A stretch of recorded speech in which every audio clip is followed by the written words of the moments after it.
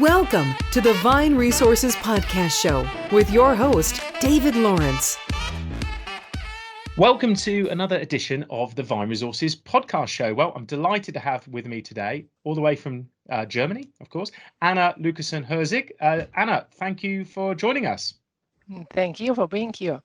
Anna, you're the CEO and founder of Nyris. I wonder if you can share with our listeners a little bit more about yourself and the company, please.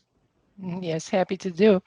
I'm engineer from the background, and since 5 years almost now, the CEO and founder of Nyris. Nyris is a visual search engine, means we search with pictures instead of text, as we are convinced that the visual communication is more the natural one. And I found it together with my brother. It's quite funny, and it's still fun. Sometimes we fight a lot, probably much often than other founders. But it's everything gets very transparent if you found with a brother, so that's good, and decision get done very fast. And it's interesting. I mean, it's probably the first person that said they've come on as a founder with their brother. What's the good, the bad, and the ugly for anyone listening in having that? What's the pluses and the negatives? The bad or the pluses are that the decisions are done very fast, because we never fear the other's opinion or stuff. We know we love each other, we know each other's opinions, so it's right. We always very open and speak very open and don't wait a week and think about the words and how to say something. We just say. The bad is that there is almost never positive feedback, because you always just get, you're so stupid, and how could you dare to do that? And so sometimes we reserve time to give us positive feedback. Yeah. And look, perhaps we can just go back to before we talk a bit more about because it's fascinating to talk about the product and the service. How did the business come about? What was it? How did the idea manifest itself? And tell us what those early days, that first 6-12 months in the business looked like. How did you bring it together? Yeah, this was quite nice. My brother was at Amazon. He basically built up Amazon Germany, and that time I was still at Boston Consulting Group, and so we had a lot of talks together and discussions together about how the business is going on and what we do, and always had the idea in mind that we would like to found something together. And then we started to pitch different ideas. We had several ideas, and one of those was a universal shopping bag that is personal, that doesn't belong to a company but belongs to a person. And this was our basic first idea, and we got most money for that one, or the fastest business angel money. So we decided to go for that idea, and our first KPI was to be able to check out in 20 seconds. So the idea was, it's a personal shopping bag. It doesn't belong to eBay or Amazon. It's mine, and I can shop wherever with that shopping bag, and I can check out very easily in less than 20 seconds. And then we started to set it up, and found out that the search takes almost a minute. So it was a problem, because to keep the 20 seconds, it didn't work. And so I proposed to do it with pictures, because I did it during my PhD, which didn't work out that time because the computing power was so slow. But the basic models worked out. So we tried to find a vendor who could deliver that. And we basically couldn't find anybody that's could really solve that in the way that we requested. So basically, Marcus coming from Amazon, the request was, you must scale up like hell, be very, very cheap, almost cost nothing, and easy to implement. And so then the guys finally said, oh, we need to do it by ourselves, because there is no one out there who can do it like in less than 5 seconds and scale the way we need to scale. And so we started to do it by ourselves, and then peu à peu we recognized that the image recognition and the visual search is like the best out of the entire staff, and also the one that the the retailers mostly want, or the other stuff. One of our first customers was Lidl, and they said like, we will never let you do our checkout. Yeah, forget it. No way. But the image recognition is interesting, and so we skipped all the other stuff and focused only on the visual search. Fantastic. So there's quite a lot of different things going on there. I know you've got about 20 to 25 people and growing now. Can you share with us a little bit more about how the product, how it works basically? I know obviously we touched on a lot there, but how does it work, and what's your marketplace looking like? Yeah, now we are a pure B2B SaaS company. So we sell our software to retail and industry, and nowadays it's like 50% retail, 50% industry, and we sell licenses to use our software. It's a full cloud-based software as a service product, and so our customers can send us requests, and we answer those requests in like 0.5 seconds and send it back to them, and they can use it for different use cases, either for the visual search as our first idea was, and the first use case we had in mind, but they also use it for fully different stuff, like for recommendation in an online shop, for tagging of social media pictures, or on the industrial part, for spare parts recognition and spare parts identification. And there, sometimes they need to buy the spare part. Sometimes they just need to get information on the part because they need to maintain an elevator or another machine. So now we have a lot of different use cases, and every time when there is some visual component going on and you see a picture in whatever situation and you need to identify what's in the situation, what's in the picture, every time there we can help and support the process. And where are the majority of your customers based generally? No, that's still Germany. Like majority is Germany, but we are integrated in more than 50 countries already, because a lot of our customers are global players, and they integrate our software not only in German applications but also in the foreign applications. Fantastic. And where is the I say unusual, but where do you see is the growth areas where people can accelerate their using the product, and that's going to give them a competitive advantage? Now, what we see a great potential in the entire B2B commerce space at the moment. Like there are a lot of companies who request or who approach us with the request of setting up. We don't deliver the entire commerce solution, but they want to add the visual search to the commerce solution for especially shopping spare parts and consumables. And we have the feeling that the entire B2B commerce space is like there where e-commerce for B2C was like 10 to 15 years back. They now start to make the pictures, to set up the processes, to care about the product information management and all the stuff, and make it available to their customers to basically shop online. And the biggest threat for them is Alibaba and Amazon, and so they want to get prepared for that and have a better service for their customers. I didn't ask you before actually, and maybe we can just talk about that. But how you said obviously you work with a lot of German companies, but you're integrating with many companies around the world.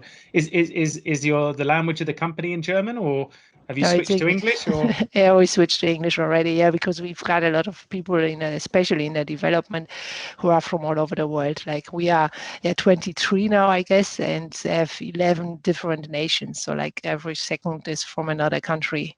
So German wouldn't work. No, I understand, and it's an interesting one because you see this a lot with industry, and some companies have adopted very well in Germany. Others are I don't know, still quite traditional. Do you see that being sort of the new norm in particularly with technology companies in Germany? Especially in Berlin, but Of course. maybe. But yeah, I see that we have two offices, one in Berlin, one in Düsseldorf. And Düsseldorf is a very traditional city. Hmm. But here as well, I see a lot of companies, the big companies as well. For example, Henkel, they company language is becoming English as well, because those are global companies, so they need to get adapted. Yeah. I And it's understand. great as well. I love it because you can hire everybody. It's cool. Absolutely. So look, tell me a little bit about the last few months, and I say in a post-COVID world, not using working at home, it can sometimes feel isolating. It can be a challenge. What's it been like for you? What's been the last few months like, and what's it been like for your team? Yeah, we just at the beginning, had to decide that we moved the data science team, because they rely on a big hardware stuff that they need to have by them. So they are not that mobile as the others, and we very early decided to put everybody then into homework, and so transferred all the hardware of the data science people to their homes. Was quite funny, and stayed at home from that time. And we see that some people, especially those people who live alone, are isolated, and did a survey now on who would like to work remotely forever, who would like to keep the situation like it is now, and etc. And actually 55% of our employees said that they could imagine to work remotely permanently, but they would like to have a catch-up day once a week in the office. And I think this could be quite a good solution going forward. I see that there were a lot of people enjoying the new situation, but yeah, they know each other from the beginning. So once you integrate new colleagues into the team, it can get problematic. But having like 1 or 2 days in the office and the rest home, I could imagine this will be a new normal going forward. I mean, office rental isn't necessarily cheap in Berlin. It's cheaper than some places, but more expensive than many others in Germany. How do you see that impacting the future around the office space and the new ways of working? I mean, have you thought how that'll impact you? You've obviously touched on a few things there. Yeah, absolutely. I mean, we already decided not to extend the office, which would what we would have done now, because we hire now 6 more people, and we would have to extend the office, and now we skip that. So I think this will become problematic for the real estate industry. But yeah, for us, it's good. Well, I'm sure we might see a realignment of rents as well to get people in there. Tell us what a typical day in the business, Anna's, been looking like for you. What fills up your day? Yeah, we start with the start and stretch in the morning. We have a morning start and stretch meeting at 9 with, in my case, the sales team, and in Berlin is the tech team then. And this helped us a lot as well during the Corona time. We started with that during Corona, and that's also one that we would like to keep, because it's not business, it's just 15 minutes, so it's a quarter of an hour, and we mostly don't talk business, but don't talk whatever stuff, and sometimes business, sometimes not, and it really helps to get the day started and to get in touch with everybody. And then my day is most of the time calls, and inbox. We are talking to customers, talking to investors. We are now preparing a new fundraising round, or almost closing the round, where a new investor is coming on board. Very much looking forward to that. So that's like main topic at the moment for me. Fantastic. Is it the start and stretch? Did you say it's every day, or just on a Monday morning? No, that's every day. The started stretch quarter is every day, and then we have on Monday morning we have 1 hour weekly call. Fantastic. Great idea to get everyone in the zone for the day, and to bring everyone together. Obviously and again, you mentioned it about it can be isolating and working from home. Apart from the thing that you just mentioned there, how do you keep your team motivated, who perhaps aren't obviously seeing each other all day? How do you do that? Yeah, we try to communicate as much as possible with their team members in one-on-ones in a very structured way, and I think that's very important. So we have our weeklies, we have our team meetings, and have our people and culture manager. She's great and caring a lot about keeping all those dates.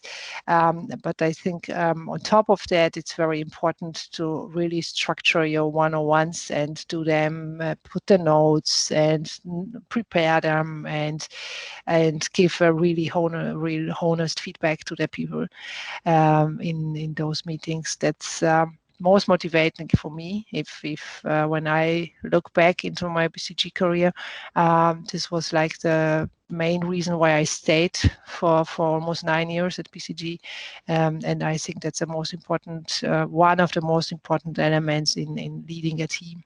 Fantastic. Now running your own business and growing that, I'm sure was a hugely stressful time, but you must have had that work ethic to push through. I'm curious to know, perhaps if there was something, perhaps a story from your childhood that influenced your work ethic in later life. Is there anything that you can share?